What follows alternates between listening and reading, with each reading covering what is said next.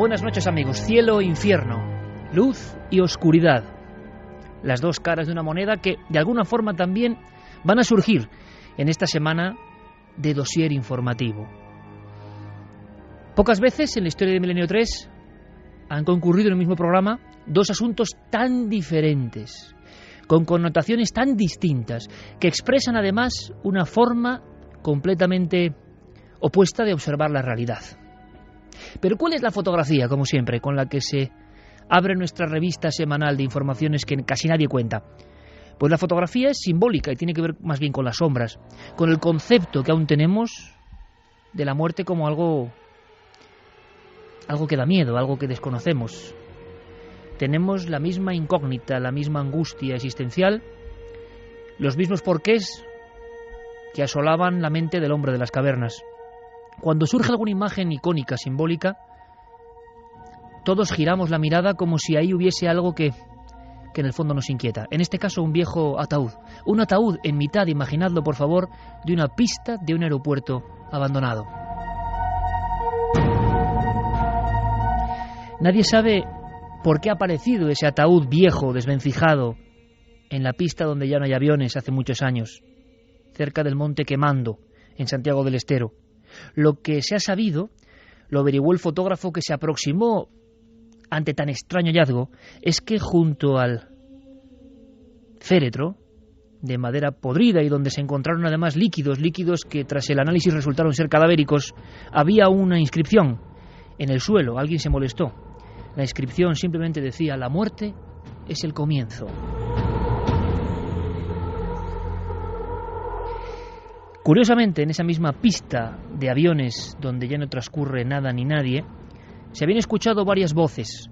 Han salido testigos en la prensa. Marina Maldonado, por ejemplo, dijo al Nuevo Diario: hacia las 3 de la mañana, carretera colindante, escuchamos un murmullo, unas voces. Prestaron atención y estuvieron muy seguros de que en el enclave exacto donde ha aparecido el ataúd había un rosario de voces, como un velatorio, pero no había nadie. Una especie de enjambre de voces humanas rezando. Otros testigos, a raíz del extraño, casual y simbólico hallazgo de ese ataúd en mitad de la pista, aseguran que en los últimos días se habían visto un potente foco. Ya no había ningún tipo de tránsito allí, un potente foco que venía del fondo de esa especie de gran calzada ancha que se pierde en la espesura. Esa luz hacía determinados giros y uno de los testigos explicaba a la prensa ayer mismo: la hemos bautizado con un nombre que les va a sonar a los amigos de Milenio 3. La hemos bautizado como luz mala. Varias personas han observado una sombra, una en concreto. El último testimonio, a raíz de este lugar tan especial, este lugar fotográfico que nos reconcilia o nos espanta con el eterno miedo al más allá, decía así: vimos una sombra negra que caminaba hacia nosotros por el centro de la pista. Cuando prendí la luz del auto, observamos que era una mujer. Se tapó la cara. Tenía un vestido antiguo, como de fiesta, color negro. Parecía llevar una gargantilla que destelleaba. La imagen pasó junto al auto y se perdió en medio del monte.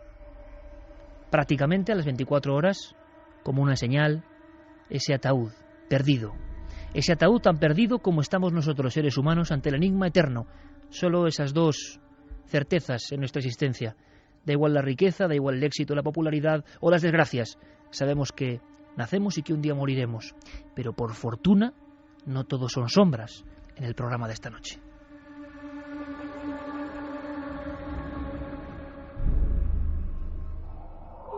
Milenio 3, Cadena SER.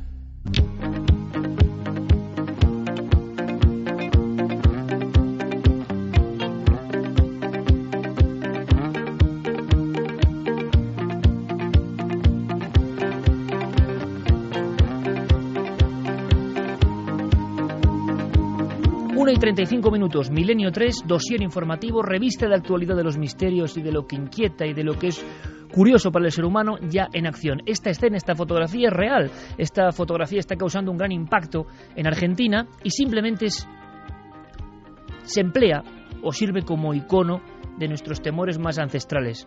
Como digo, por fortuna, esta misma semana, puede ser curiosidad, casualidad, lo que vosotros queréis poner como adjetivo, ha ocurrido algo bien sorprendente.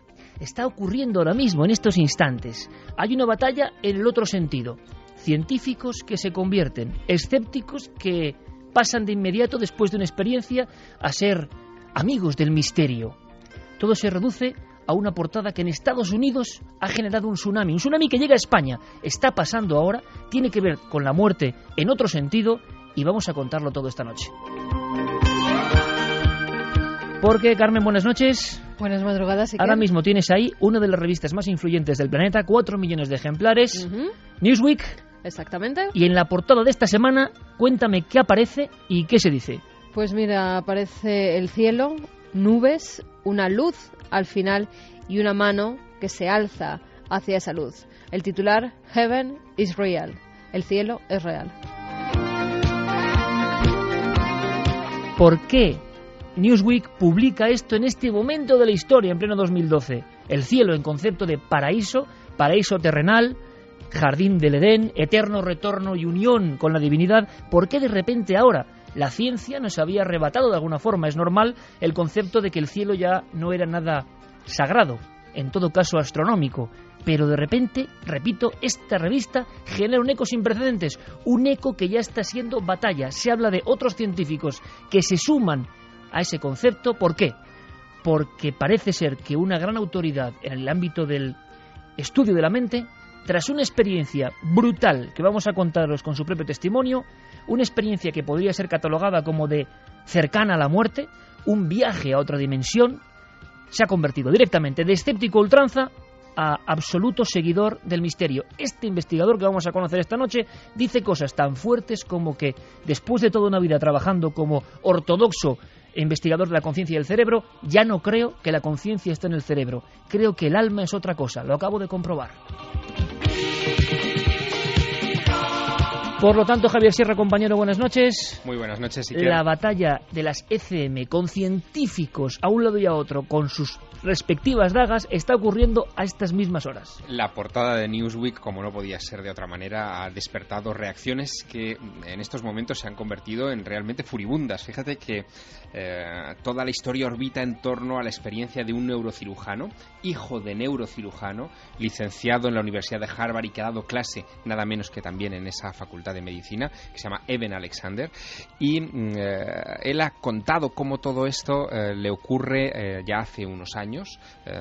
Ahora va a publicar un libro a finales de este mes donde contará toda su experiencia al completo, pero lo curioso de este asunto es que él da una serie de pistas en Newsweek que han sido meticulosamente analizadas. Por ejemplo, él dice que durante un tiempo su córtex cerebral se detuvo y lo certificaron los escáneres de tomografía computerizada. Bueno, pues ya han salido diversos expertos en esos escáneres diciendo que ese escáner en concreto es incapaz de detectar la actividad cerebral y por lo tanto este neurocirujano ha debido confundirse. Dicen que tendrían que haber utilizado una emisión de tomografía de positrones para detectar ese tipo de actividad. Otros se han agarrado al hecho de que las características de su visión, que después comentaremos, se parecen mucho a una experiencia de ayahuasca, de ingesta de dimetiltriptamina, que en fin, que es muy atípica, incluso dentro de las experiencias cercanas a la muerte, pero los mayores ataques, los que están teniendo lugar en estos mismos momentos en los foros de los Estados Unidos fundamentalmente, vienen por parte de ateos consternados. Vamos a contarnos todo, Javier, porque hay una batalla ahora mismo a raíz de esta explosión. El cielo es real, posiblemente en una de las publicaciones más importantes del mundo. Eso genera un tsunami ideológico. ¿Qué creéis vosotros? ¿Existe un lugar más allá de la vida donde vamos a parar en ciertas circunstancias? Algunas personas como este científico u otros absolutamente normales y corrientes como nosotros podemos tener acceso a esa realidad. Vamos a hablar con doctores españoles que están investigando en esto, porque curiosamente en España tenemos el caso, y lo vamos a conocer, de un escéptico que, caramba, se acaba de convertir. Es el gran fenómeno, el gran tema. Más que experiencias cercanas a la muerte, la sensación de que existe un alma, de que nuestra percepción de las cosas ha estado limitada a una caja que nos hemos construido y que pasan muchas historias que parecían ficción. Ahora por fin los científicos hablan, y cuando los científicos hablan y los medios les respaldan, ocurre esa reacción, la reacción de quienes no quieren que sepamos nada de esto. La batalla no hace años, no, ahora mismo está ocurriendo. Con Fermín Agustín, Noel Calero, todo el equipo al completo y por supuesto don Santiago Camacho, que voy a contaros una cosa. Esta va a ser la parte espiritual y de verdad hay cosas maravillosas, hay que escuchar la experiencia que ha vivido Evin Alexander para que haya cambiado su forma de vida, algo muy fuerte. ¿Ha tenido una experiencia de conciencia cósmica o qué le ha pasado? Bueno, va a contárnoslo, pero hay más. La segunda parte del programa, dentro del dossier informativo, va a ser, como decíamos, la cara contraria, mundana, densa. ¿Hasta qué punto el materialismo está llegando a horrorizarnos? Y no hay cosa que más nos inquiete que lo que comemos. ¿Sabéis que Santiago Camacho hace un año hizo una investigación en píldoras que fue administrando que causó un gran impacto? Esta noche llegan escenas tremendas. Solo digo una cosa, Santiago, buenas noches. Buenas noches, Iker. No miento, hace media hora, ordenando los últimos cortes y músicas, me has contado un par de escenas y te he dicho, Santi, no quiero oírlo. No quiero oírlo, pero los espectadores van a querer escucharlo, claro. Pues sí, es una imagen muy ilustrativa. Imaginemos un grupo de científicos orgullosos presentando el resultado de años de trabajo, el resultado con el que piensan revolucionar una industria, la industria alimenticia. Y ese resultado es un animal. Es un cerdo. Es un cerdo que aparentemente tiene un aspecto normal, pero según nos vamos acercando, vamos viendo algunas peculiaridades que nos llaman la atención. Su color es mitad blanco, mitad marrón. Su piel tiene un vello corto que la recubre por completo y automáticamente lo asociamos. Decimos, esa piel es de vaca. Efectivamente, es un cerdo modificado genéticamente para producir cuero de vaca y que el resultado de la matanza sea mucho más productivo. No solamente obtenemos carne, obtenemos jamones, obtenemos chorizos, sino que además podemos aprovechar la piel para la industria de la curtiduría.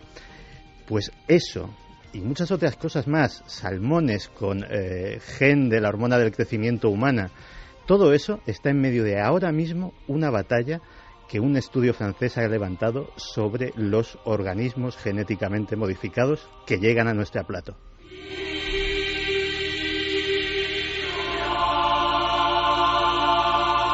Esto y mucho más es Milenio 3. Lo de Santiago de verdad es para corazones duros y crudos, pero es la realidad absoluta.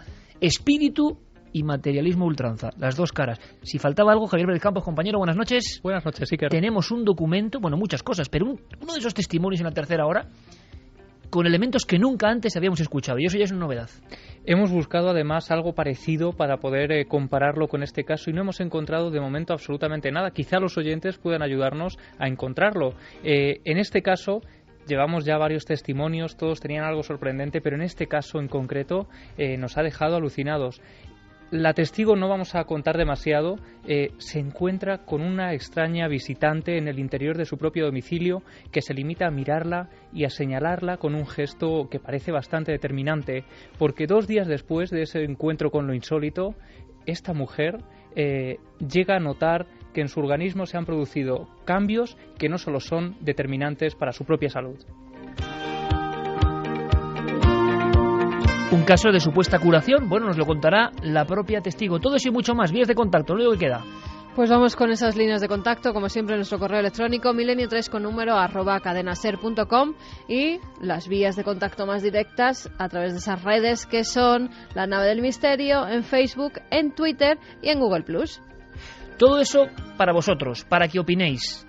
Como dice Newsweek, el cielo es real. ¿Qué opináis de las ECM? ¿Qué está pasando? ¿Por qué de inmediato hay una reacción por parte de los ultramaterialistas?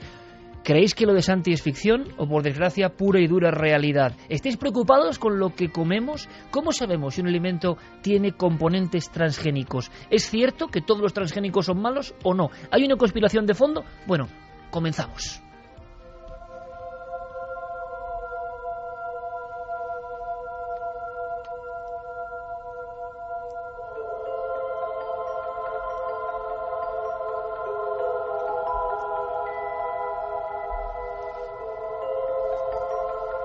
El cielo como concepto. Los persas aqueménidas, citados varias veces aquí, creían que el cielo era un lugar donde había mucha caza, una caza inacabable. Otras culturas y otras creencias hablan de un espacio etéreo con una gran luminosidad y donde uno vuelve a encontrarse, vuelve a unirse con el principio del todo, con la divinidad. Como decíamos, la ciencia nos ha ido desterrando esa idea del cielo como lugar, más como concepto donde pueden ocurrir cosas increíbles.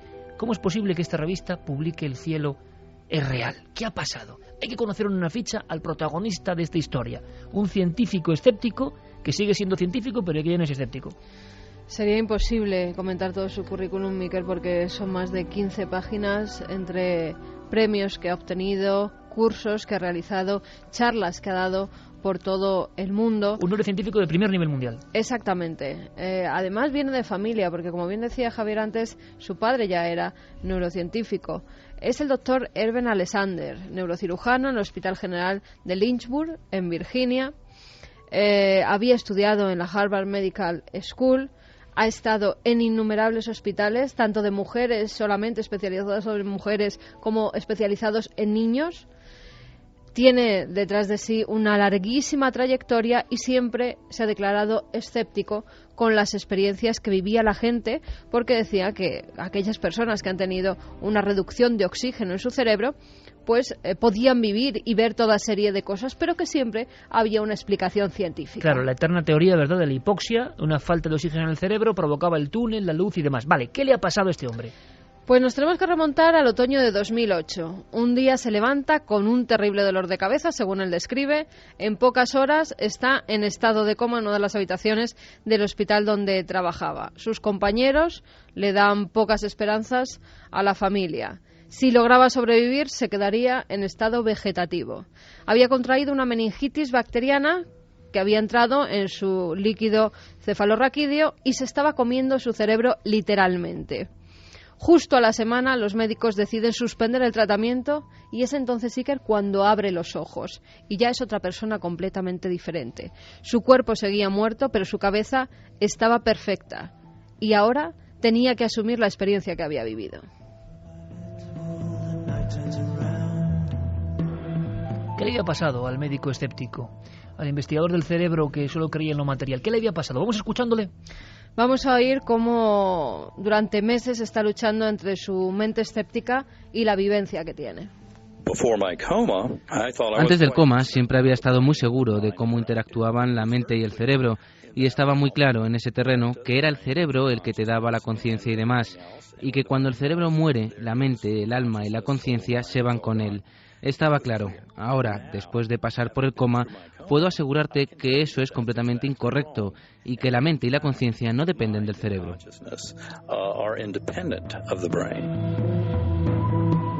Noel Calero, que nos pone a los geniales Pink Floyd con estas voces que parece que vienen de otro lugar que no es el cerebro. Santiago y Javi han hecho un gesto al escuchar al doctor Alexander, al unísono además, de una gran expresividad, diciendo, caramba, vaya bomba. Vamos a escuchar su historia y ahora opinamos. Y con vuestra opinión también fundamental. Seguimos hurgando, nunca mejor dicho, en la memoria de este científico. Él durante mucho tiempo está pensando en esa experiencia que ha vivido. Recordaba un lugar con muchas nubes, como muy esponjosas, entre blancas y rosáceas. Además, él decía que destacaban sobre un cielo muy azul, un azul intenso, casi negro en ocasiones. Por encima de las nubes, él asegura ver unos seres transparentes y brillantes que dejaban como una especie de estelas detrás de ellos. Asegura que ni las palabras ángeles o pájaros pueden describir la belleza de estos seres. Dice que era diferente a todo lo que había conocido en la Tierra, que eran seres superiores, así los llama él. Recuerda un sonido que desciende de lo alto, no sabe si es emitido por estos seres o viene de otro lugar, pero dice que es glorioso, alegre y también un viento cálido que describe como brisa divina. Vamos a seguir escuchando a este médico, al doctor Eben Alexander, con esta experiencia musical. Entonces apareció una melodía envolvente, una música brillante que empezó a girar frente a mí. Una melodía muy muy bella comparada con el martilleo sordo que había escuchado durante eones. Giró una y otra vez a mi alrededor, iluminándolo todo. Esta es la parte más impactante y difícil de explicar, como si me hubiesen quitado un antifaz y la realidad allí fuese mucho más viva, real, interactiva y fresca que cualquier otra que hubiera conocido en esta existencia terrenal. El doctor está hablando de una experiencia cumbre que él no puede asociar a ninguna de las soluciones habituales que a nivel de catálogo se dan para este tipo de alucinaciones, dirán algunos y demás. Él sabe, y lo interesante del testimonio es que pertenece al núcleo duro de los que pensaban todo lo contrario, él siente que es algo distinto. Que es algo distinto y que no vive en solitario, está acompañado. Él dice que durante la mayor parte de su viaje alguien le acompaña. Se trata de una mujer joven, con pómulos altos, ojos azules, 2 trenzas rubias que enmarcan su rostro. Dice que vestía un traje como si fuera de campesina, en tonos pastel, azules claros, melocotón, que volaban juntos en una especie de superficie que parecía un ala de mariposa y que además estaban rodeados de mariposas continuamente, que era un ser tan hermoso que asegura que solo por ser mirado por ella 5 segundos hubiera valido la pena vivir. Y parece que se comunica con ella de una forma, podríamos llamarlo telepática, aunque él no lo describe así. Ella le da una serie de mensajes que se quedan en su mente. Escuchamos cuáles son esos mensajes. Y estaba allí, junto a una presencia divina y un orbe de luz brillante. Puedo decirte que el tiempo allí es totalmente diferente a nuestro concepto. Eso dificultó entender mis recuerdos porque nosotros tendemos a secuenciar las cosas. A mi lado, en el ala de la mariposa, había una mujer muy bella. Nunca me dijo una palabra, solo me miraba y sus pensamientos se introdujeron en mi mente. Cosas como, eres un ser amado y apreciado, no hay nada que puedas hacer mal, no tienes nada de qué preocuparte, te cuidaremos. Nothing to worry about. You will be taken care of. Aparte de esos mensajes que se le dan, él recuerda que allí mismo, en esa experiencia que está viviendo, él se hace preguntas. ¿Dónde está este lugar? ¿Quién soy yo? ¿Por qué estoy aquí? Y siempre se le da una contestación a través de explosiones de luz, de color. Él interpreta que siempre tiene una respuesta a las preguntas que hace. Dice que sigue avanzando por un lugar y llega a un inmenso vacío, que es de infinito tamaño, que es muy reconfortable, completamente oscuro, pero también hay una especie de orbe de luz que era como un intérprete entre él y una presencia enorme que él sentía. Parecía que a su alrededor había alguien o algo.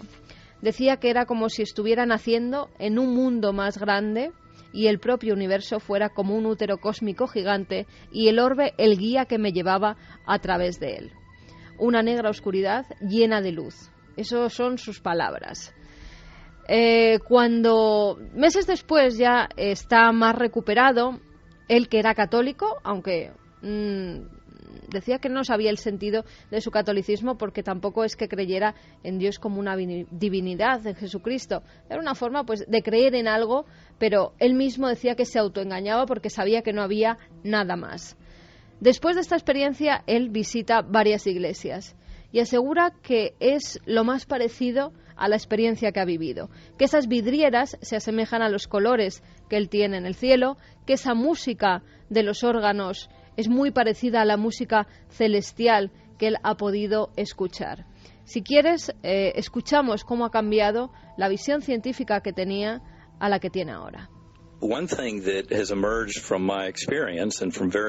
de las cosas que han surgido de mi experiencia y de los muy rigurosos análisis a los que se ha sometido durante años, hablando con colegas que respeto en el campo de la neurociencia, es que la conciencia fuera del cerebro es un hecho.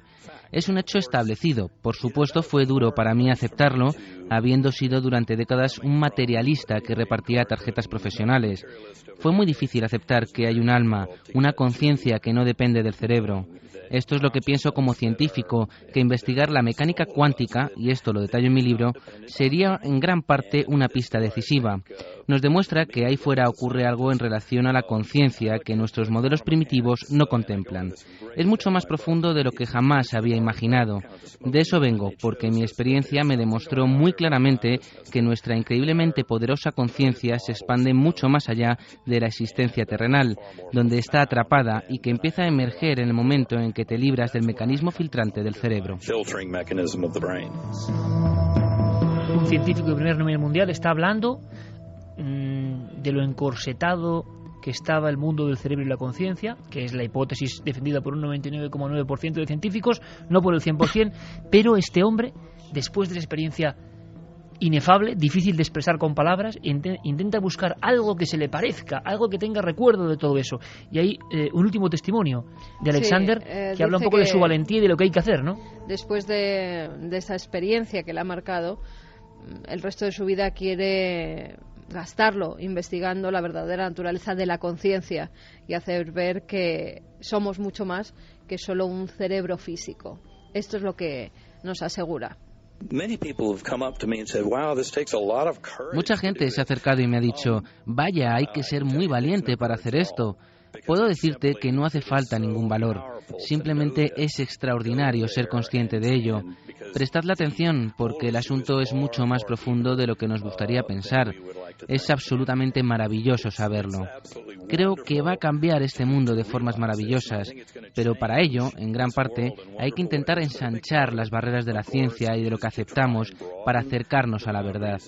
Tengo la esperanza de que la ciencia y la espiritualidad se unirán, irán de la mano y avanzarán juntas para conseguir respuestas, para ayudar a que la gente entienda la verdadera naturaleza de nuestra existencia. 1:57, Milenio 3, un neurocientífico, un neurocirujano prestigiosísimo, ultra escéptico en su tiempo a nivel materialista, de repente se convierte. Su estudio y su propio libro confesando todo esto, esta semana es portada de Newsweek, ni más ni menos, con el titular El cielo es real. Se notaba, yo no sé qué opináis, compañeros, se notaba una especie de, no de fascinación, sino de impacto espiritual brutal. Porque a veces ocurre, muy pocas, que el escéptico ultranza es tocado por la varita del misterio. El misterio no sabemos por qué hace esto. Pero claro, entonces el redoble es máximo, porque alguien que ha vivido en un ámbito absolutamente diferente, con unos conceptos mentales diferentes, nota que se ha abierto un mundo nuevo. Y además nota ya de inmediato la misma opresión y la misma sensación de agresividad de todos los contrarios. Él estaba antes en ese bando. E incluso la dificultad, como ocurre en las experiencias cumbre, para expresar con palabras, como si el lenguaje que nosotros hemos ideado no llegase. Oscuridad luminosa, un orbe que me lleva hacia una presencia mucho más grande. El lenguaje se queda corto ante la experiencia trascendente. La gran suerte que hemos tenido es que esta experiencia le haya tocado a un neurocirujano, al doctor Alexander, como antes le ha tocado a millones de personas en todo el mundo. Solo que en esta ocasión el protagonista es alguien que conoce muy bien los mecanismos del cerebro, y no solo eso, sino que antes, en su propia clínica, ha estado escuchando con cara de incrédulo y explicando. Exacto, y tratando de explicar científicamente a otros pacientes que lo que le había pasado en realidad era una disfunción cerebral, que la falta de oxígeno, quizá un efecto secundario de la anestesia durante una intervención quirúrgica, había provocado una reacción química no explicada en el cerebro, y todo era, en fin, fruto de una visión, ¿no? Catálogo para explicar las ECM, A, B y C. Exactamente, siguiendo un poco el patrón internacional, ¿no?, que muchos expertos siguen. Pero aquí hay algo más. Lo que subraya el doctor Alexander, y que es muy importante que nuestros oyentes interioricen esta noche, es que él sabe, por las mediciones médicas, por lo que él ha hablado al despertar con los colegas que le han atendido en lo que parecía que iba a ser su lecho de muerte, él sabe que su cerebro estaba desconectado, es decir, que la actividad cortical del cerebro, la que marca, en fin, todos los impulsos biológicos, está a cero, no hay impulsos eléctricos, los instrumentales no detectan nada durante mucho tiempo, durante esos 7 días que dura el coma. Por eso le iban a desconectar. Exactamente. A los 7 días, porque no había... Le iban a desconectar. Sí, totalmente, no había ningún tipo de reacción. Pero lo que a él le deja anonadado es que en ese periodo de muerte cerebral, él esté viviendo todas esas experiencias. ¿Dónde está? Claro. Él llega a una conclusión a la que han llegado otros expertos en esta cuestión, y que algunas veces se ha publicado, en fin, un poco de puntillas en revistas científicas. Y es la absoluta certeza de que la conciencia reside en algún lugar que no es el cerebro humano. Es más, que ni siquiera es el cuerpo humano. Es como si estuviera ajena a nosotros. Algún científico, como por ejemplo el doctor Pim van Lommel, que es un cardiólogo holandés que ha estudiado mucho también este tipo de cuestiones y que publicó un paper, un artículo científico en la revista The Lancet hace algunos años sobre este asunto, llegaba a una conclusión sorprendente. Decía que la conciencia es ilocalizable y que habría que plantearse la posibilidad de que el cerebro fuera una especie de receptor de la conciencia. Es decir, Wi-Fi. Sí, nosotros ahora tenemos la posibilidad de entenderlo mejor gracias a las nuevas tecnologías. Imaginemos por un momento que lo que es la conciencia es la nube, lo que ahora llamamos la nube. Es decir, nuestra alma, la información de la que formamos parte está en una nube y nosotros la descargamos en un hardware, en un soporte físico, que una vez que se estropea, que envejece o que muere, no implica la desaparición de la conciencia, sino que esa conciencia volverá a emerger quizá en otro cuerpo. Esto que parece fruto casi de la ciencia ficción o fruto de las teorías, en fin, espiritualistas más desbocadas, ahora los científicos empiezan a planteárselo como un hecho. Pero surge la batalla. Claro, nos hemos acostumbrado y hemos aceptado a marcha martillo, porque no hay otra forma de hacerlo, que la mente está en el cerebro. Hay incluso importantes libros con esta frase. Cuando uno habla con neurocientíficos de primer nivel, como el doctor Loeches u otros, nadie ha logrado atrapar el pensamiento, la conciencia, la consciencia. Nadie sabe dónde está ni cómo se genera realmente. Sabemos, hablando en grandes rasgos, que el cerebro sí que, a nivel de iluminación, a nivel de visión, por parte de esta tecnología, hace algunas funciones. Ocurren cosas, evidentemente. Pero nadie todavía hoy, esto parece increíble, y pueden decir lo que quieran, nadie, y he leído algunas cosas, ha demostrado qué relación hay entre incluso la química, la biológica y el nacimiento del pensamiento, de las imágenes que nosotros configuramos, de nuestro mundo, vamos a llamarlo espiritual, trascendente, de nuestro pensar en imágenes. ¿Dónde está eso? En la antigüedad se pensaba que era el corazón, el lugar donde residía el espíritu. Se cambió el cerebro, y ese cambio evidentemente debe tener algún elemento mucho más importante, porque ha ido agrandando su presencia, casi nadie lo discute. Pero de pronto, hace 2 años, neurocientíficos de primer nivel como Alba Noe sacan un libro tabú que ha tenido problemas de todo tipo, donde se argumentaba lo que acaba de decir Javier Sierra. Ese libro se llama Fuera de la cabeza, y no lo hace un espiritualoide, lo hace un científico de primer nivel, que es honesto para decir, oiga, es que replanteándonos la cuestión, no sabemos qué es el pensamiento, la conciencia, el alma, lo que llamamos alma. No acabamos de saberlo. Hemos interpretado, y hay de quien se salga de la norma, que eso está en nuestra caja craneal. Pero no acabamos de entenderlo. Vemos reacciones, no acabamos de atrapar el pensamiento. Y está habiendo ahora mismo una batalla brutal. Santi, que te veo muy pensativo, ¿cómo interpretas tú, antes de que Javier nos cuente, la batalla online que está ocurriendo ahora mismo? Y es normal, cualquiera que se salga de ese redil va a sufrir palos de todo tipo. Porque tampoco se puede comprobar, hay que decir lo que ellos dicen. Está en el mismo umbral de misterio que lo que nos han contado oficialmente. Pero es brutal escuchar a este neurocirujano hablando con esta pasión de lo que le ha ocurrido sin género de duda cuando él estaba en el otro lado. ¿Qué puede originar esto? ¿Qué opinas?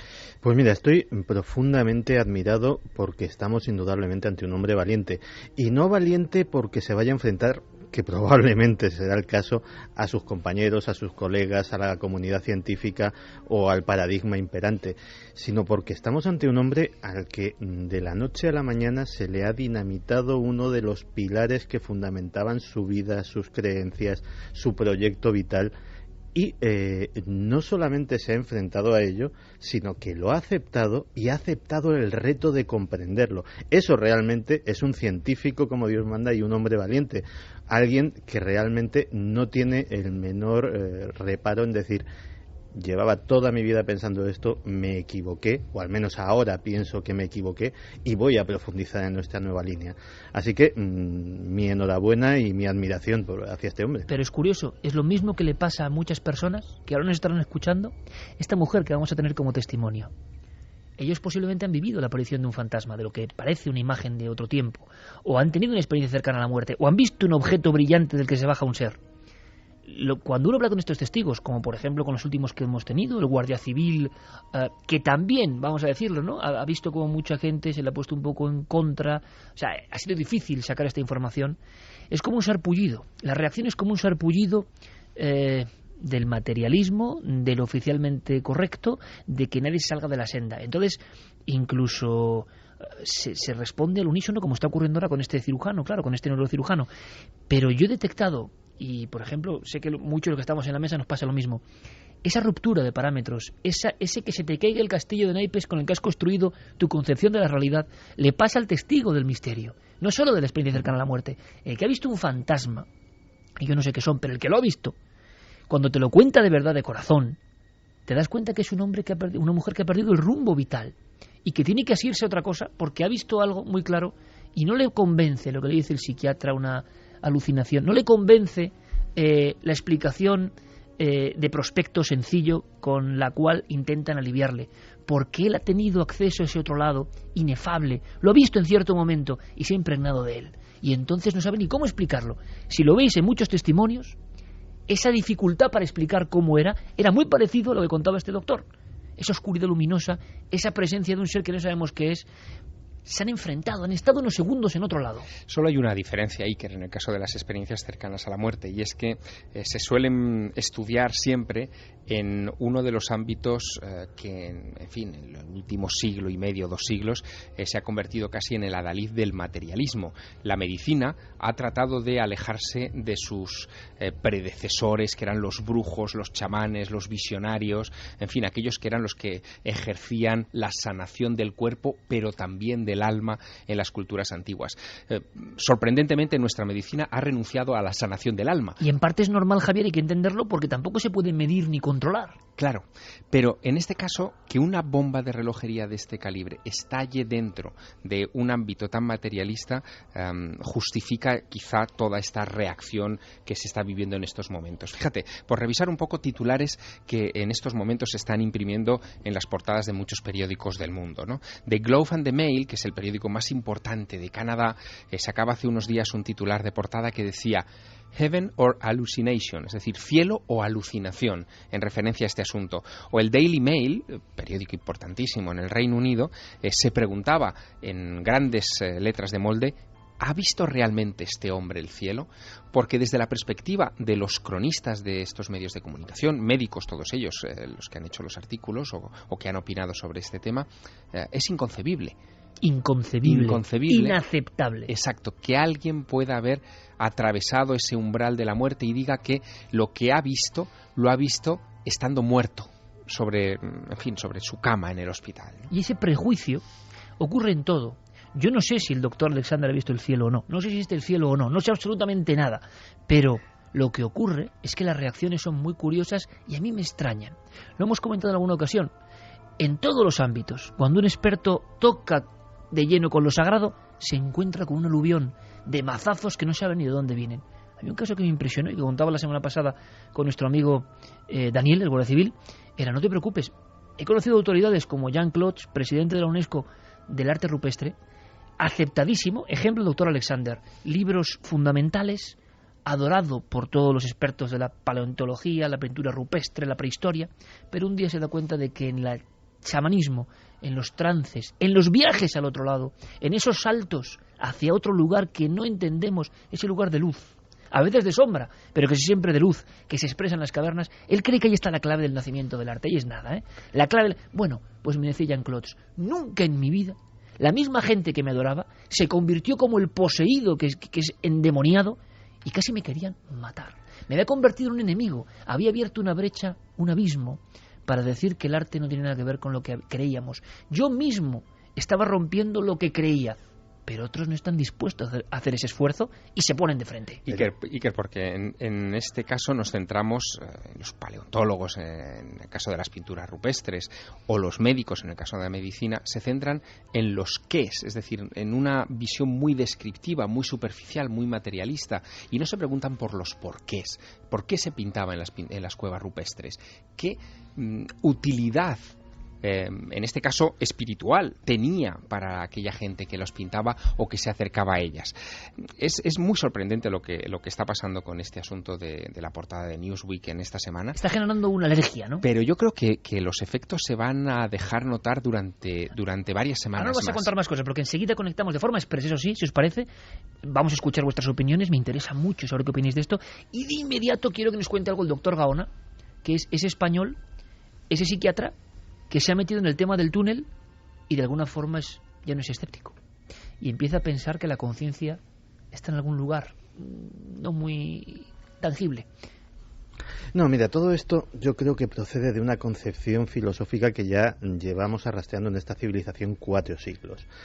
La revolución cartesiana sirvió para mucho, nos ha dado probablemente casi todo el bienestar material, tecnológico, científico y médico del que disfrutamos hasta ahora, pero se basa en una concepción filosófica que puede no ser del todo exacta, que es que el universo es una máquina.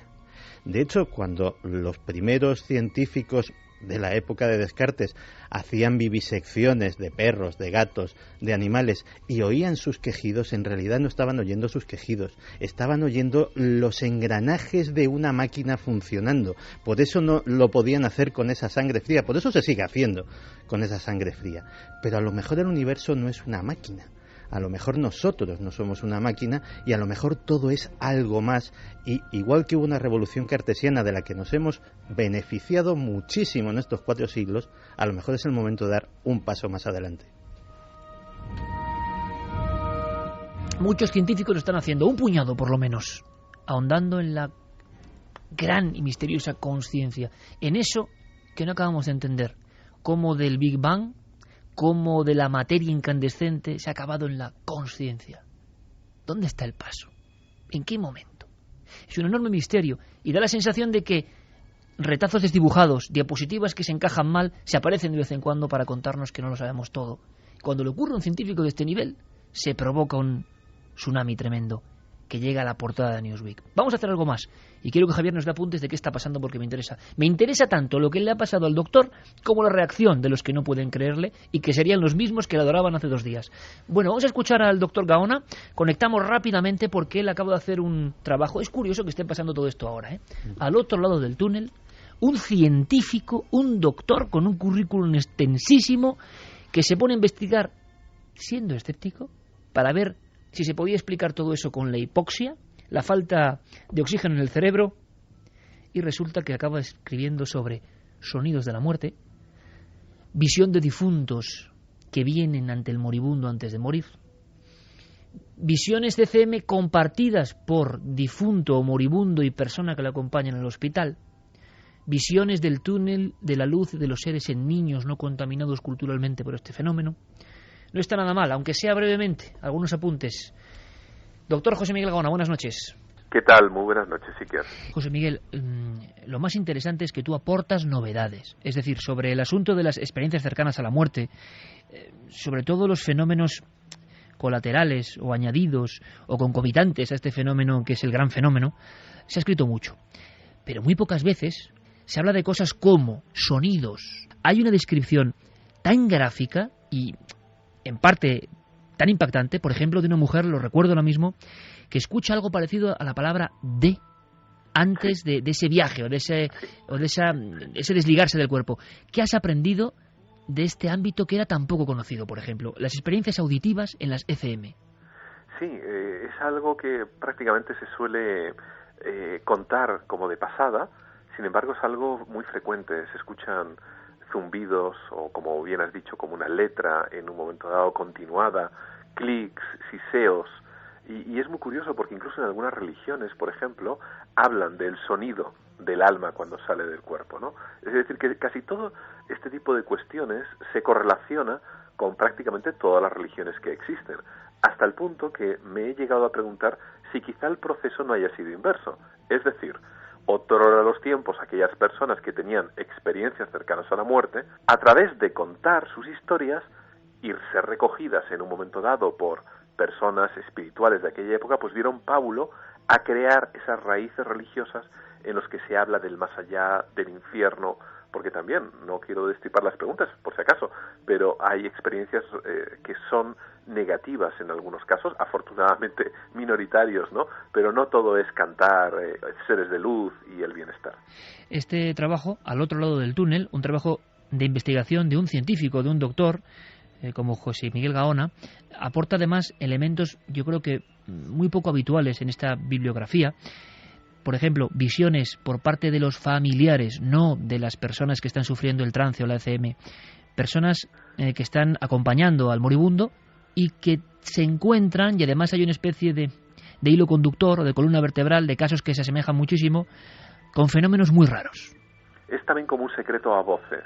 En ocasiones, por ejemplo, me reuní hace relativamente poco, 2 o 3 meses, con una médico que está especializada justamente en el tratamiento de personas que se encuentran ya en un estado terminal, moribundas, en casa, y se acercó y me dijo: oye, Miguel, es que tengo que consultarte que casi todos mis pacientes, cuando se encuentran ya en los últimos días, en la última semana, siempre me relatan que otros familiares han venido a verles. Y todos sabemos que cuando eso ocurre, el fin ya se encuentra muy, muy cercano. Además, no solamente esto, sino que muchas personas, aparte de estas visitas que podemos tener, observar en estas personas que se acercan a nosotros, en ocasiones también la experiencia cercana a la muerte es compartida.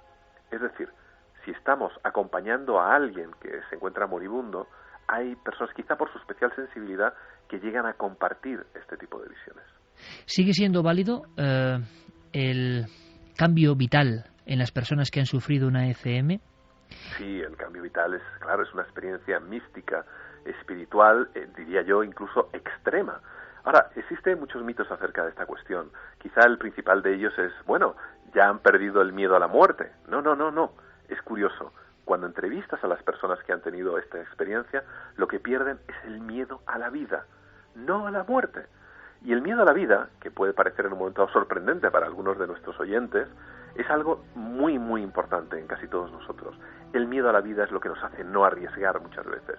El miedo a la vida es lo que impide y el freno que en un momento dado castra nuestras aspiraciones, nuestros sueños, que casi todo el mundo tiene y por el que muchas veces nos conformamos con lo más inmediato, con lo más material.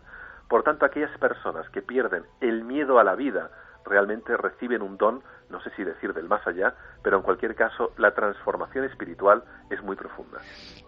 Sin embargo, se ha hablado también, y tú lo sabes mejor que nadie, de la contaminación cultural, de arquetipos que se han añadido a través precisamente del hombre que también te hace un prólogo, Raymond Moody, ni más ni menos, del hombre que cambió el concepto de la muerte en Occidente. Pero tú recoges, por ejemplo, experiencias muchas en niños que supuestamente no están contaminados por esos conceptos. Son las más valiosas, de hecho. Las experiencias en niños, he entrevistado pues en todos estos años que llevo preparando el libro, pues a unos cuantos, y hay muchos que son tremendamente sorprendentes. Es decir, evidentemente que se les puede entrevistar a partir de que pueden comenzar a verbalizar más o menos adecuadamente la experiencia, pero he visto niños de 4, 5 años, de 6 años, en los que han repetido también este tipo de dinámica, ¿no? El túnel, la luz, el encuentro. Y respecto a esto debo decir algo muy importante. Es decir, no son experiencias la mayor parte de las veces aisladas en cuanto a su dinámica de presentación. No es que solamente vean un túnel o una luz, sino que muchas de ellas recorren el ciclo completo. Por lo tanto, la pura explicación meramente fisiológica, en algunos casos al menos, la verdad queda desde mi punto de vista excluida. No sabemos exactamente qué es lo que sucede, pero de alguna manera estamos programados para vivir esto. Estamos hablando hasta este momento de esta entrevista un poco express, como hacemos ahora en Milenio 3, porque esto es plena actualidad, de la fenomenología. Hay muchísimo más. Hay visiones parecidas a lo celestial, hay visiones que son todo lo contrario, de cierta oscuridad. Hay todo tipo de elementos visuales, incluso premoniciones, en fin, todo lo que el oyente ya se imagina en torno al gran fenómeno. Pero a mí me interesaría especialmente hablar con José Miguel Gaona, persona, doctor. Y yo te pregunto, ¿no has atravesado la delgada línea roja del tabú? Una persona de tu prestigio de repente se pone a investigar en estas cosas. Me gustaría mucho, y seguro que la audiencia también, saber si te has encontrado con excesivas reticencias. Bueno, en parte la comunidad científica y particularmente en España, además, pues se encuentra todavía quizá un poco atrasada en este aspecto, ¿no? Por ejemplo, estamos emprendiendo un trabajo desde hace ya pocos meses en conjunción con la Universidad de Virginia Occidental y de Texas del Norte para validar un cuestionario en castellano y para recoger casos en el mundo hispanohablante y poder comparar si culturalmente son similares o no. En el mundo anglosajón, por ejemplo, San Parnia en Inglaterra, pues la verdad que las universidades y los hospitales ponen muchísimas facilidades para este tipo de cuestiones. ¿Y por qué en España no, José Miguel? ¿Qué pasa? Existe el temor al ridículo. Es curioso, pero en Petit Comité casi todos los jefes de servicio con los que me entrevisto, por ejemplo, de cardiovascular, de medicina interna, de urgencias, intensivistas, pues la verdad que son encantadores, pero tremendamente encantadores. Más aún, se suelen, como se dice vulgarmente, enrollar con el tema y te cuentan a su vez experiencias de pacientes que han tenido. Pero cuando llega el momento de institucionalizarlo, de certificarlo, de proponerles un trabajo serio con una serie de parámetros totalmente científicos, con su material y métodos, etcétera, etcétera, pues la verdad que cuesta mucho convencerles. El temor al ridículo, el temor al qué dirán, etcétera, etcétera. Pero así nos va realmente muchas veces.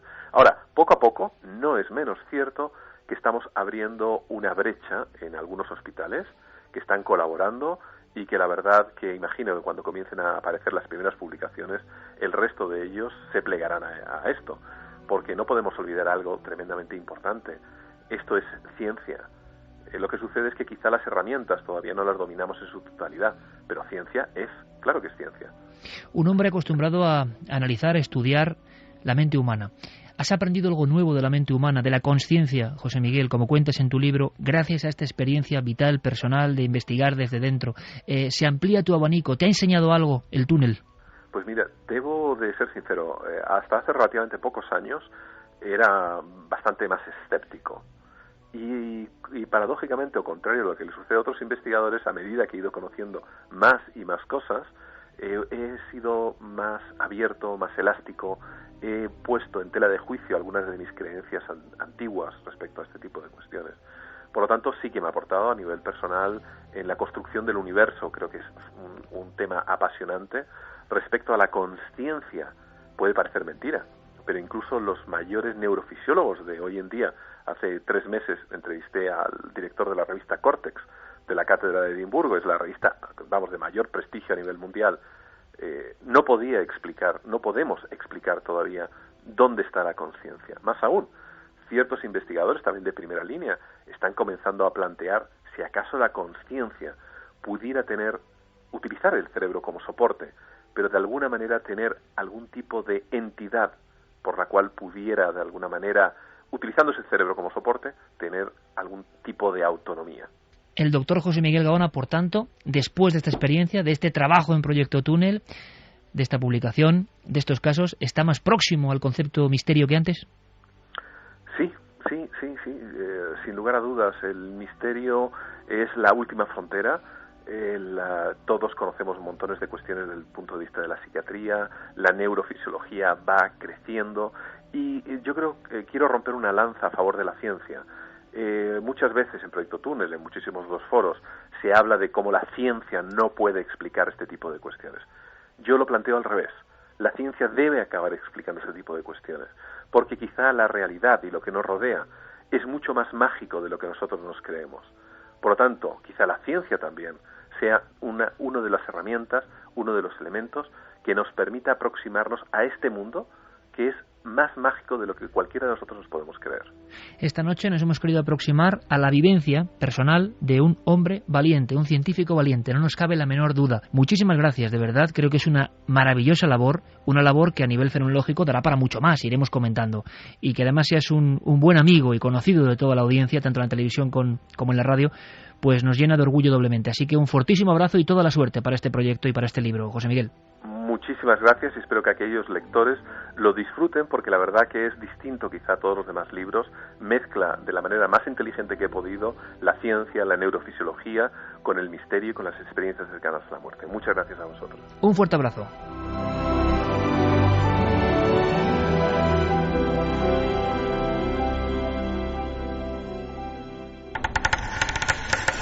Milenio 3. Detrás del misterio. En busca de una respuesta. Cadena SER. Al otro lado del túnel es el libro, por el que ya preguntáis muchos, de José Miguel Gaona, de toda la esfera de los libros, pero lo más interesante es el testimonio de otro científico que rompe un poco los paradigmas con los que se movía y se mueve la mayoría. La gran pregunta que lanzo es, seguro que la inmensa mayoría de científicos que incluso puede escuchar este programa, que son muchos, seguirán pensando exactamente igual. No va a tener razón un científico, uno que ha visto no sé qué, pero yo pregunto, ¿qué les pasa a los que han visto o han investigado para que su vida varíe de esa forma? Para que su fe, por ahí hay que hablar en este término, se amplifique de una forma nunca antes vista y tengan la conciencia clara de que el camino a explorar es otro. Estas conversiones, ¿por qué?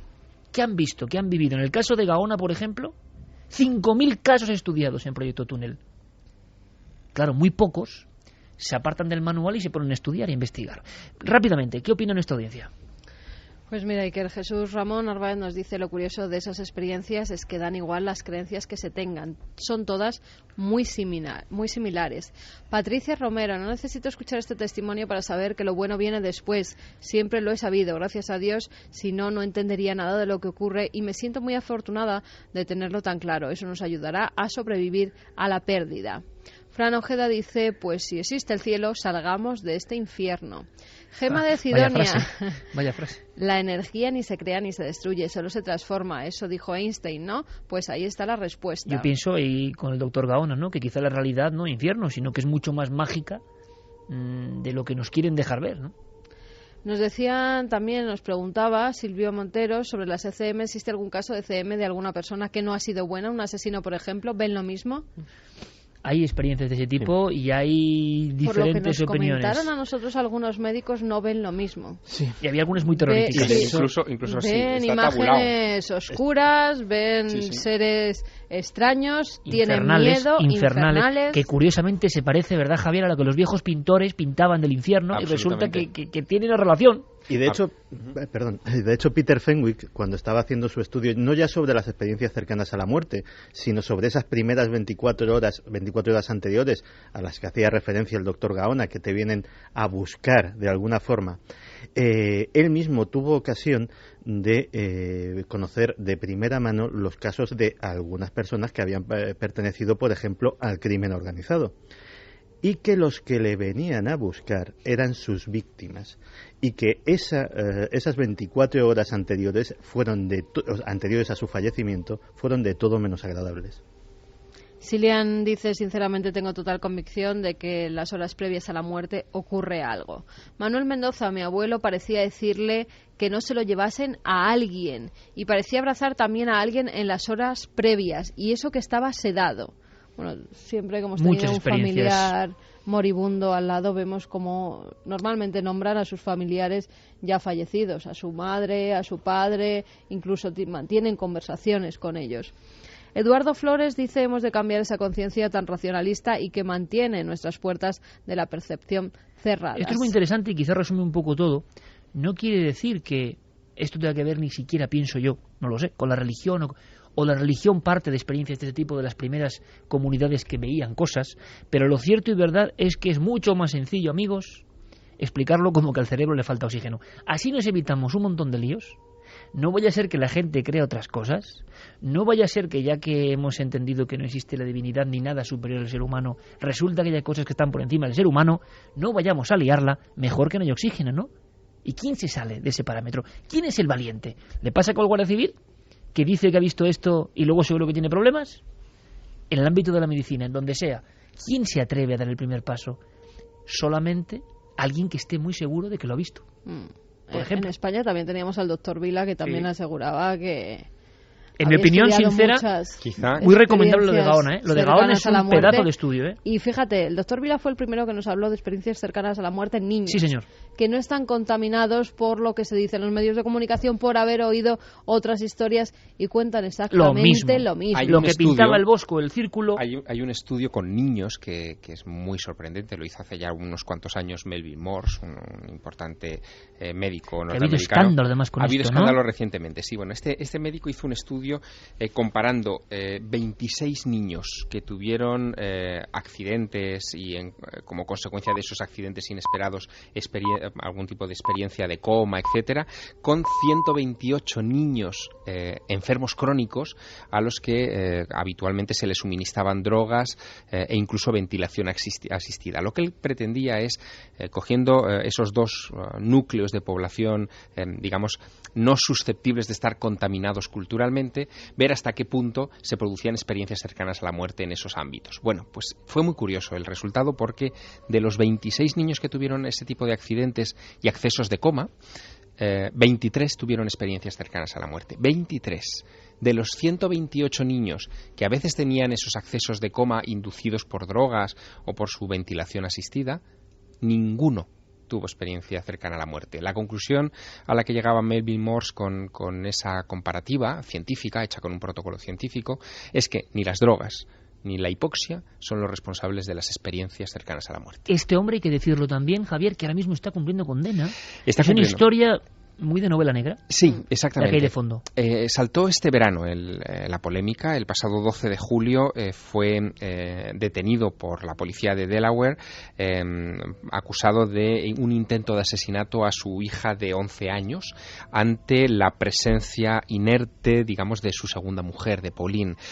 Lo que ocurrió fue que los vecinos observaron un comportamiento extraño en el doctor Morse. Veían cómo arrastraba a su hija mayor de 11 años al interior de la casa y que a través de unos ventanales ellos pudieron ver cómo la colocaba debajo de un grifo y trataba de ahogarla, ¿no?, con un chorro de agua cayéndole en el rostro.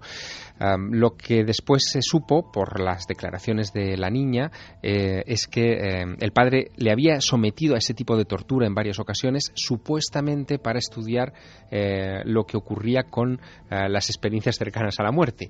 Es algo muy raro. El doctor Morse, además, entró en este mundo de las experiencias cercanas a la muerte estudiando casos de niñas ahogadas, que es una cosa muy singular y que está dando pie a todo tipo de interpretaciones psiquiátricas para este caso.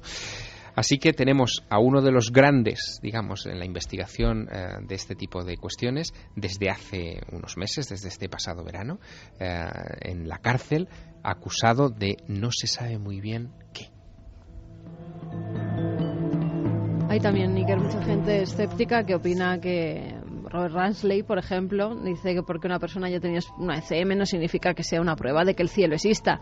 Las ECM tienen su explicación científica. Me sorprende que una revista seria como Newsweek haya publicado algo así. Pues es la portada de esta semana. Olvidamos lo que lo hace noticia, no es que alguien, por muy neurocirujano que haya sido, haya tenido una experiencia cercana a la muerte, sino que estaba monitorizado mientras la tenía y no tenía actividad cerebral ninguna. Eso es la auténtica noticia. Y luego otra más, que ese doctor había explicado muchísimos casos de ECM con el catálogo habitual, ¿no? Además, Newsweek no es la primera portada que dedica a las experiencias cercanas a la muerte. O sea que una persona científica que se lea esta revista, como él lo denomina, seria, tendría que saber además, que muchas veces ha dedicado sus portadas a este tema. Nosotros no decimos que sea el cielo, lo dice Newsweek, y desde luego es impactante porque la descripción que da es detalladísima y está ocurriendo ahora mismo. Ahora, Javier Sierra, que es escritor y novelista, digo, la realidad siempre supera cualquier ficción. Es increíble, lo acabas de contar. Nos suena Doctor Extraño experimentando. Da la sensación de que quien se mete en este mundo, que debe existir algo realmente poderoso que imanta, uno también puede perder el norte en cierto momento en esa fascinación. Bueno, es comprensible, es decir, cuando hablamos de este tipo de casos o de experiencias, a lo que nos estamos enfrentando es a un elemento que rompe nuestra visión materialista del mundo. En una lectura incluso mucho más superficial, aparentemente más anecdótica, como por ejemplo las experiencias fuera del cuerpo, que se producen en tantas ocasiones en las experiencias cercanas a la muerte, cada vez que uno dice, yo es que he tenido la sensación de ver mi cuerpo desde fuera, visto desde una parte, como desde arriba, o me estaban operando bajo anestesia y yo vi a los cirujanos interviniéndome, cada vez que salía un caso de este tipo, inmediatamente trataba de ser rebatido como una alucinación, porque era como admitir algo tan tremendo como que no solo somos carne y hueso. Claro, y eso es una batalla brutal. Es que además, yo lo digo muy claro, yo no me siento preso de creencia ninguna y veo que mucha gente que acusa de creencias se siente presa de su propia creencia en la nada, por ejemplo, en no creer en nada y que todo es material. Están absolutamente encerrados en eso y no se puede salir nada de eso. A mí, en mi caso, no sé nada, entonces todo puede ocurrir, estoy abierto a escuchar. Por un lado y por otro, fundamentalismos de un lado y de otro, interpretan con tal cantidad de prejuicios que por mucho que alguien tenga una prueba interesante, no van a salirse de su forma, de sus gafas de ver la vida. Y así estamos, en esa batalla. En cuanto surge algo de esto, salpullido los que piensan izquierda-derecha, Barcelona-Madrid, luz y sombra, lo que sea, siempre enfrentados. Pero lo que es evidente, y lo hemos querido contar en esta primera parte del programa, es que hay algo que importa en este momento clave, más clave que nunca. La portada de una de las revistas más influyentes del mundo es que el cielo existe y detrás está la experiencia de este científico que os hemos querido contar y además cotejándolo con lo que está empezando a ocurrir en España. Es muy interesante. Estamos en el 2012, estamos en tiempo de la cuenta atrás. Sigue siendo un elemento fundamental y lo seguirá siendo hasta que el calendario nos diga que llegamos al momento clave. A ver qué pasa. Espero que nada malo, pero nosotros lo contaremos. Ahora, preparaos, abrochaos los cinturones, Lo que trae Santiago Camacho, pues mira, es una visión muy materialista, muy de maquinaria, muy de que no hay nada sagrado, muy de que somos los dueños de todo. Pues así nos luce el pelo. Lo va a contar Santiago Camacho.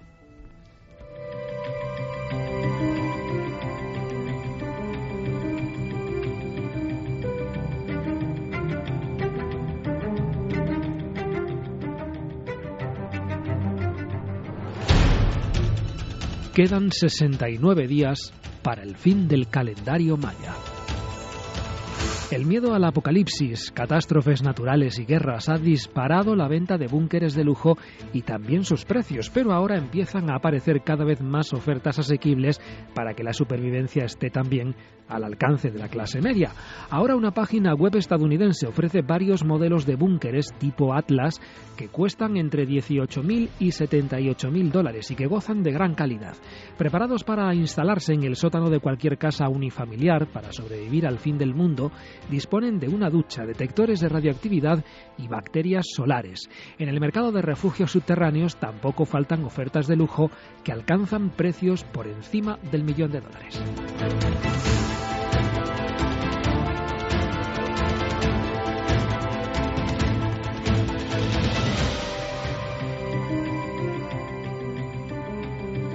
La actualidad manda en Milenio 3, ya lo sabéis. Durante este periodo de tiempo, el que va de la 1:30 a las 3 de la madrugada de cada sábado, todo lo que ocurre. Una cosa antes, por favor, que si no se me va a olvidar. Mañana domingo, en Cuarto Milenio, también es un fenómeno extraño. Vamos una hora antes, Una hora antes. Esperamos que durante esta semana no sea tan extraño. Exacto, pero una hora antes, por 12 favor, menos cuarto. estar ahí, porque luego me encuentro todo el mundo que es muy tarde, y cuando es más pronto, resulta que tenemos menos audiencia. O sea que, por favor, mañana 23:45, con unos reportajes impresionantes, vais a ver una cosa, un desenterramiento que nunca se ha visto en televisión. De algo tremendo. Pero, para tremendo y para miedo, yo lo decía, es que no quería escucharlo, pero es mi obligación. Porque a mí de verdad soy muy aprensivo con esto de los alimentos. Siempre tengo la sensación de que hay que intentar alimentarse de forma natural y que algo está pasando con la industria de alimentación. Certifico que eres totalmente radical con lo de los alimentos. ¿Cómo radical? Radical total. Cualquier alimento que pasa más de 2 horas abierto en una nevera, lo tira. Enseguida. Bueno, vamos a ver, Santi. Con lo cual no le des mucho miedo, Santi. Industria de la alimentación. Seguro la inmensa mayoría magníficos profesionales, pero se habla mucho de transgénicos. Llegaba a la portada del País una noticia sobre gran polémica con la Unión Europea, porque al parecer había dicho que un informe muy grueso, que no nos vas a contar en clave, que decía, tampoco era para tanto. Y mucha gente veía que ahí había dinero de por medio para decir, si no pasa nada. Pero había un gruesísimo expediente sobre transgénicos y salud, en este caso enfermedades muy graves. Enfermedades muy graves, y el informe no es para tomarlo a broma porque salió en el número pasado de la revista Food and Chemical Toxicology, que es una revista científica muy seria en la que se publican artículos contrastados por otros científicos, es decir, lo que viene siendo una publicación científica en la que no puede publicar cualquiera sino científicos de cierto nivel.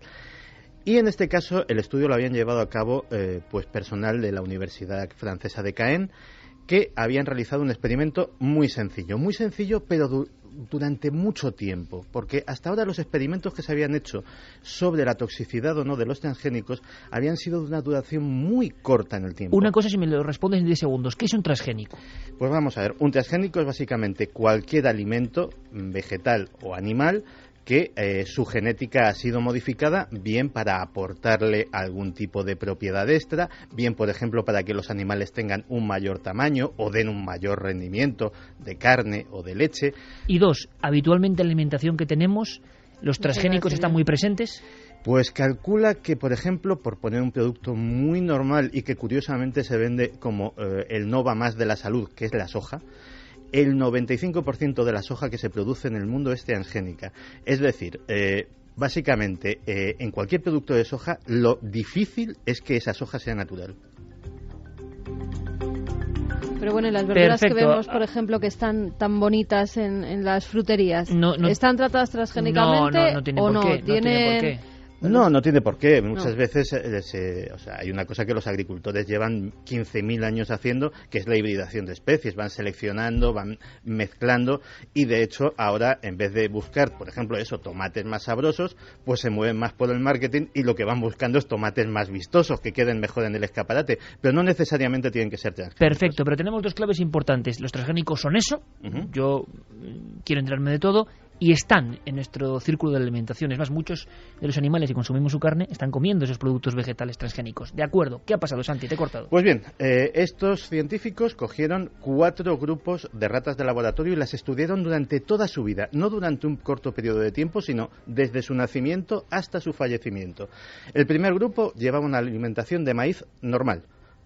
Maíz absolutamente ajeno a transgénicos. El segundo fue alimentado con maíz NK603, que es una variedad de maíz transgénico. Le da miedo el nombre ya del primero.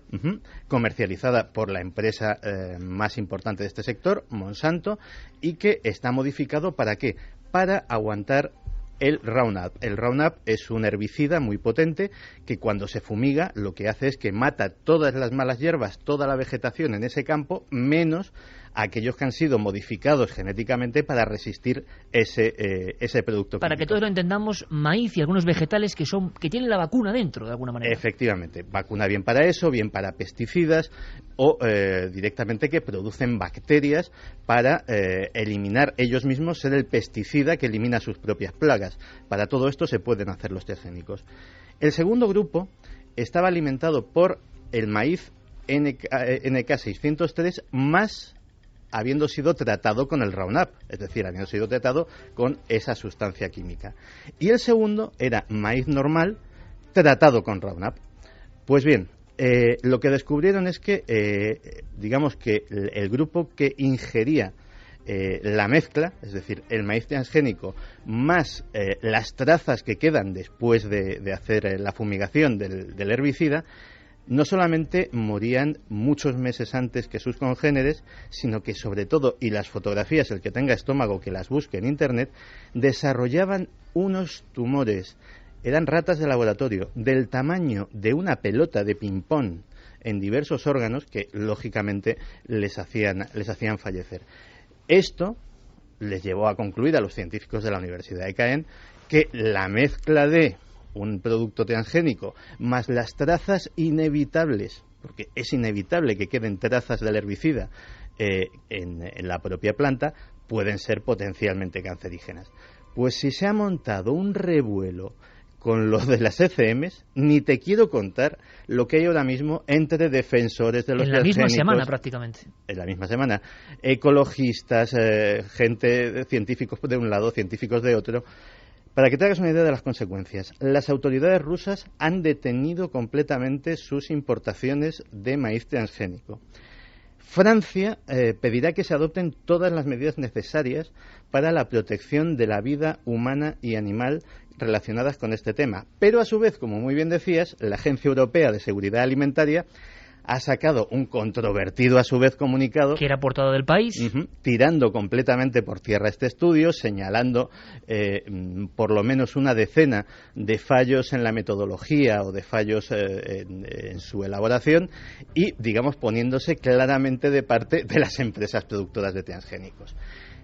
¿Es tan bueno el estudio? ¿Es tan malo? Pues se lo hemos preguntado a Patrick Holden, que es presidente de la Fundación de Alimentación Sostenible, que es una ONG británica muy prestigiosa en este tema. Esta es la primera vez que una prueba extensa de alimentación de animales ha demostrado el impacto de alimentar con maíz transgénico, del herbicida de algunas empresas o de la combinación de ambos.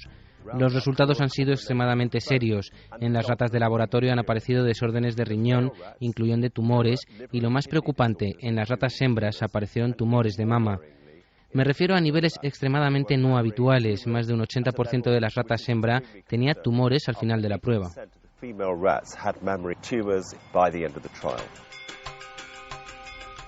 Muchas personas también hablan del intento de aprovechar la naturaleza al máximo, Santi, casi como una maldición también que se vuelve contra nosotros en ocasiones. Yo no sé si esto está exagerado o no, y en la conspiración hay mucho hombre a favor y en contra, hombres y mujeres a favor y en contra. Yo no sé qué habrá de cierto, pero sí que es real que estamos en un momento que nunca había ocurrido en la historia, que es la manipulación de la naturaleza que acaba en nuestro círculo de alimentación. Es que es mucho más grave que eso.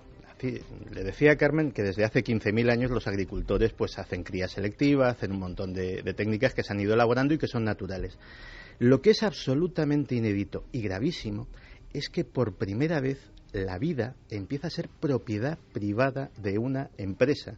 Es decir, los agricultores no son dueños de la patente de sus semillas. Si ellos mismos, incluso de su propia cosecha, se quedan con parte para resembrar el año que viene, cosa que se ha hecho desde hace 15.000 años, tienen que informar a la empresa propietaria de la patente de la semilla y pagar por esos derechos. Tienen que decir cuántos sacos de semilla me quedo, pues a tantos, por el concepto de royalties te tengo que pagar tanto dinero. Si no lo haces así, hay decenas, miles por todo el mundo de inspectores de esas empresas inspeccionando uno por uno los campos de cultivo del mundo para ver cuáles llevan sus semillas o no. Hemos llegado a la desnaturalización de la naturaleza al máximo nivel. ¿Había algún ejemplo en los documentos de voz que vamos a tener muy gráfico y algunas escenas como las que he contado antes, pero incluso en elementos como la leche, en el ordeño de la leche, por ejemplo, ya no a nivel de transgénicos, sino de aprovechar al máximo una industria y que, hombre, produce un poco esto es un poco fuerte, pero están diciéndolo inspectores, investigadores, la necesidad de exprimir la naturaleza, nunca mejor dicho. ¿A dónde nos lleva, no? Pues si hay gente impresionable, que se vaya preparando, porque esto se lo hemos preguntado a Steve Wilson, que es un conocido periodista de investigación norteamericano, que fue uno de los primeros en sacar pues importantes escándalos de la industria alimentaria de su país y que nos daba una escena absolutamente sobrecogedora. Sonaba como una forma de obtener más dinero de cada unidad de producción. No les llamaban animales. Estas grandes granjas corporativas las llamaban unidades de producción, y podías obtener más leche de cada unidad de producción de la que nunca se había obtenido. Pero el problema era que el uso de la hormona artificial causaba todo tipo de problemas en las vacas. Causaba una enfermedad que se llama mastitis, que es una infección muy dolorosa en las ubres. Cuando ordeñas a una vaca que está afectada de mastitis, no sé cómo decirlo, espero que no haya gente cenando mientras ve esto, pero el pus de la infección que tiene en las ubres acaba en la leche, y la cantidad de célula somática, como lo llaman ellos, es decir, la cantidad de bacterias en la leche, aumenta.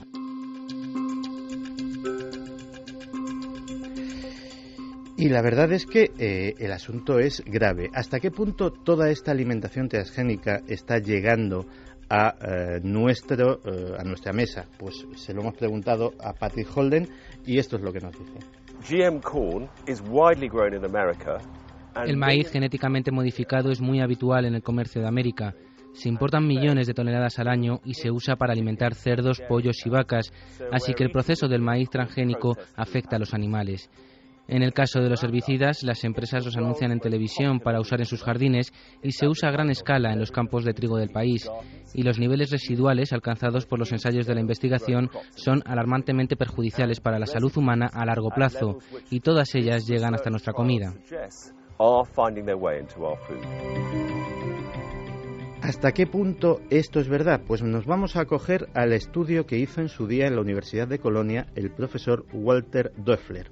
Walter Doeffler estuvo alimentando pollos con maíz, con soja, con pienso que él sabía que había sido sacado de plantas alteradas genéticamente. Y luego, sencillamente, sacrificó esos animales y les hizo estudios de ADN. ¿Para qué?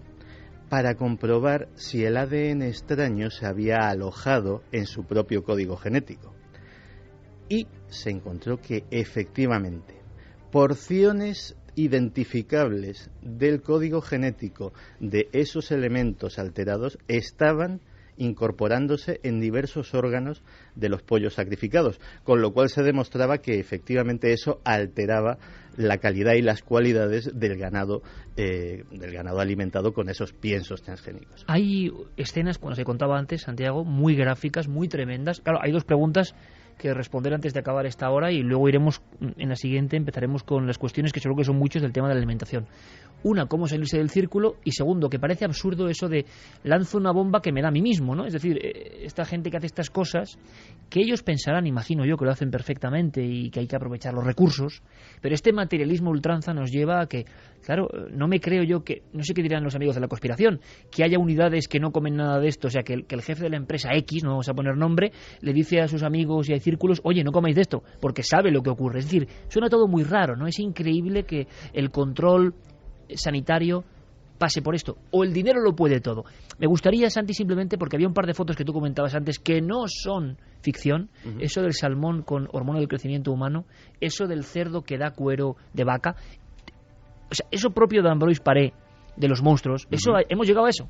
Hemos llegado a eso y de hecho los salmones transgénicos están a punto de ser aprobados por la FDA, por el organismo estadounidense que aprueba los medicamentos y los alimentos para que ¿Y qué tiene ese salmón a diferencia del otro? Pues tiene hormona del crecimiento humana, es decir, tiene el gen humano sacado de seres humanos y adaptado al salmón que produce la hormona del crecimiento. ¿Con esto qué se consigue? Que el salmón madure muchísimo antes, es decir, crezca mucho antes que sus congéneres, sea del doble o el triple de tamaño que un salmón salvaje. Más rodajas, ¿no? Ese es el claro, final. No solo eso.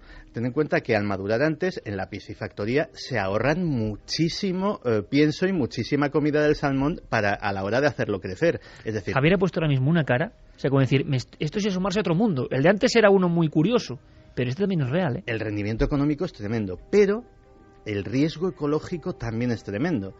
Porque cada año miles, por diversas causas, por errores humanos, por catástrofes climáticas, cada año miles de peces se escapan de las piscifactorías, lo cual no es una tragedia, salvo que sea uno de estos peces. Porque también está demostrado que los salmones, los peces en general, mutados genéticamente, se reproducen, y sobre todo se reproducen con hembras salvajes, mucho más fácilmente. Hay especulaciones sobre si los prefieren por el tamaño o si su mayor envergadura les hace ahuyentar a los rivales. Se reproducen con muchísima más facilidad que los salmones salvajes y, por tanto, una buena cantidad de estos sueltos en la naturaleza podría erradicar genéticamente a los salmones naturales y dejarlos ya como un vestigio de algo que fue y no volverá a ser jamás. Ha pasado con los cangrejos, sí, claro, ¿no? Con los cangrejos rojos, sí, que los americanos han acabado totalmente con los autóctonos, con los de aquí, con lo cual los salmones... Eso sería una primera manipulación humana sin ni siquiera pasar a la genética, exactamente, ¿no? Trasladar una especie de donde no es. Sí, sí. Pues en este caso sería... ¿Hay más ejemplos antes de este tipo? Porque lo del cerdo con piel de vaca... Pues mira, se intentó lo de la hormona del crecimiento humana, se intentó también con cerdos. Pero, o sea, y hay una fotografía que es... jamón. No, tranquila, que ese experimento salió fatal. El cerdo salió estrábico, sus patas eran incapaces de sostenerle, lleno de deformidades y protuberancias. La única foto... Y también pobre animal, si lo piensas, ¿no? El sufrimiento de aquel animal debe ser inenarrable, pero hay una escena que te va a poner los pelos de punta. Solo hay una foto de ese animal. Los científicos tuvieron que sujetarlo con una tabla para ponerlo de pie, porque era incapaz de sostenerse sobre sus patas. O sea, ese monstruo se llegó a crear. Yo hablaba de Ambrose Paré y los catalogadores de monstruos, que ya decían que en cierto momento el hombre iba a ocupar el lugar de la creación, iba a empezar con diferentes motivaciones internas, ya nos conocemos todos, a hacer sus experimentos en busca de recursos. Hay una cosa que no quería dejar pasar antes de acabar esta hora, que es que a lo mejor, pues evidentemente, pues mucha de nuestra audiencia pues puede decir, oye, esto son cosas de Santi Camacho, que ya sabes cómo es. Vamos a oír a una persona con una opinión ponderada, respetada, toda una autoridad. ¿Compañero de esta cadena? Compañero de esta cadena y toda una autoridad en asuntos de consumo. De hecho, es Jesús Soria, director de Ser Consumidor. Vamos a ver qué opina de este asunto. ¿Qué ocurre? Bueno, pues que hay gente que dice que esto puede plantear determinados problemas, resistencia a los antibióticos, que la recombinación de virus y bacterias pueden originar nuevas enfermedades, que la utilización de bacterias, virus, por ejemplo, podría crear pues cepas de enfermedades existentes ahora mismo, pero más resistentes incluso de nuevas, mayor nivel de residuos tóxicos en los alimentos.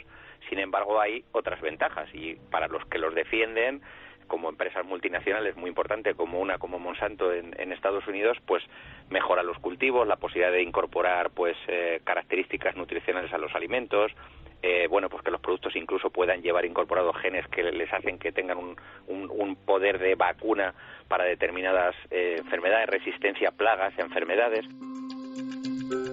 Sin embargo, el propio Jesús es bastante... tiene sus sospechas con el tema transgénico y nos lo cuenta también, ¿verdad? Nos lo cuenta también porque él cree que no se nos está dando toda la información. Que esa es la clave. Pero aquí la gran clave es, bueno, vale, esto existe, hay que dar de comer a todo el mundo, dicen, recursos, pero ¿cómo sabemos si esto está en el plato que nosotros no queremos llevarnos a la boca, ¿no? ¿Cómo permanecemos fuera de ese círculo? ¿O cómo no entramos en él sin querer? Escuchamos a Jesús Soria. A mí lo que no me gusta de todo el tema de los transgénicos es la falta de información que existe sobre los productos. Lo que no me gusta es que cuando los productos llegan al consumidor, los consumidores no sepan muchas veces que están ingiriendo productos modificados genéticamente. Lo que no me gusta es que haya tanta investigación cruzada con supuestas investigaciones que dicen que los productos modificados genéticamente no son peligrosos para el organismo, para la salud, para el medio ambiente, y sin embargo hay otras muchas investigaciones que sí hablan de los riesgos que pueden implicar el consumo de estos organismos modificados genéticamente. Es decir, a mí eso no me gusta. Evidentemente lo que hay detrás de todo esto es mucho interés económico. Hay muchísimo dinero en juego y por lo tanto nos hace pensar que no todo lo que se cuenta es realmente lo que puede haber detrás. Bueno, como decíamos, pasábamos de lo más espiritual y lo más trascendente, esa experiencia de un neurocirujano americano que es portada de Newsweek y que ha generado un terremoto sin precedentes, un escéptico que se convierte después de una visión cercana a la muerte, y luego esto tan mundano, tan denso, decíamos, tan material, ¿no? La trama que salía incluso en portada del País, con la Unión Europea de fondo, sobre lo que está llegando a hacer el ser humano con la alimentación. Ese cerdo con piel de vaca, creado.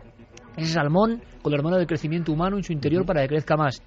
Y sobre todo, yo lo veía en la expresión de Javier, porque yo a Santi ya le he escuchado algunas cosas de estas. La sensación que tenía al ver a Javier y al lado del Flexo es, oye, ¿y esto por qué no nos lo cuentan? Simplemente eso, que nos lo cuenten, ¿no? Porque Jesús Soria, que es una autoridad en la materia y compañero y director de Ser Consumidor, dice, es que no sabemos muy bien si lo que te estás comiendo ha pasado por esos procesos o no. Y eso sí que es lo que aterra, ¿no? Aterra que estemos jugando a ser dioses y que lo hagamos de una manera tan torpe. En fin, hemos hecho un recorrido por dos caras absolutamente contrarias y nos quedamos sobrecogidos con algunas escenas muy crudas que están ocurriendo en diferentes explotaciones, buscando eso, ordeñar a la madre tierra, ¿no? Con la sensación de que somos los que gobernamos siempre, que es algo que yo... es como el que dice que ve siempre cosas, ¿no?, sobrenaturales. el que te ve a los difuntos, y siempre tiene esa sensación. Y uno dice, oiga usted, el misterio es mucho más fuerte que todo eso. Le puede usted y a cualquiera. Se choca uno con el misterio, aparece el misterio, pero controlarlo uno... Bueno, pues como la naturaleza, ¿no? Da la sensación de que hemos perdido todo tipo de control y rumbo y estamos haciendo lo que nos dé la gana. En fin, Santiago Camacho, Javier Sierra, como siempre, un honor. Que mañana os veo a los dos. Un ratito antes. Eso, a las 12 menos cuarto mañana, En Cuarto Milenio. Ha sido un placer, como siempre. Un abrazo, amigos. Un abrazo. Vamos a ver cosas maravillosas, Javier, mañana, Desde con luego. piedra y luz. Desde con luego. piedra y luz. Los auténticos milagros de la piedra. Un abrazo, compañeros. Ahora ya está aquí todo el equipo de servicios informativos de la cadena SER a estas horas para contaros todo lo que ocurre por el mundo. Muy atentos, y nosotros volvemos con testimonio, con créalo o no, y con un montón de contenidos.